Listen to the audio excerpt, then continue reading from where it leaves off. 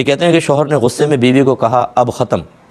بیوی نے پوچھا کہ کیوں، کیا کہنا چاہتے تھے تم؟ کہنے لگا مجھے یاد نہیں. بھائی نے جب بیوی کے بھائی نے فورس کیا تو اس نے کہا غالباً مجھے یاد آ رہا ہے سوری، کہ میں نے کہا تھا اپنی حرکتیں ختم کرو ورنہ میں تمہارے والد صاحب کو فون کروں گا.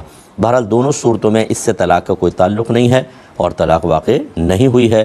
بہت ساری بہنیں ہماری ایسی ہیں کہ جو مطلب مسائل وغیرہ سنتی رہتی ہیں اور وہ اس معاملے میں انتہائی سینسٹیو ہو چکی ہوتی ہیں کہ ذرا شوہر کی زبان سے کچھ نکلا وہ ہنگامہ کھڑا کر دیتی ہیں کہ ضرور تم نے کوئی طلاق کا لفظ کہا. میں اس کو ایک جہت سے غلط بھی نہیں کہتا ہوں. اس بے پرواہی نے ہمارے سامنے ایسے کیسز لے کر آئے ہیں کہ 20-20 سال سے طلاق ہو چکی ہے اور ساتھ رہ رہے ہیں اور بچے بھی پیدا ہو رہے ہیں اور ان کا طلاق جدائی ہو گئی ہے پھر بھی ساتھ رہ رہے ہیں، یعنی مثل اجنبی وہ ہو چکے ہیں پھر بھی ساتھ رہ رہے ہیں.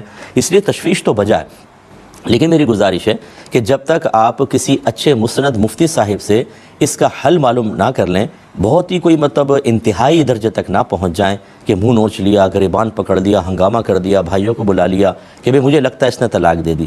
پہلے سکون سے آپ علیحدہ ضرور ہو جائیں کہ بھئی ابھی میرے قریب نہ آئیں، ذرا علیحدہ ہو جائیں اور اس پہ فوراً کوئی مسئلہ معلوم کریں. اور میری گزارش یہ ہے ایسے تمام بہن بھائیوں سے کہ جب آپ مفتی صاحب سے معلوم کریں پہلے اس کو لکھیں اور لکھنے کے بعد دونوں جو لائف پارٹنر ہیں وہ اس کو پڑھ لیں.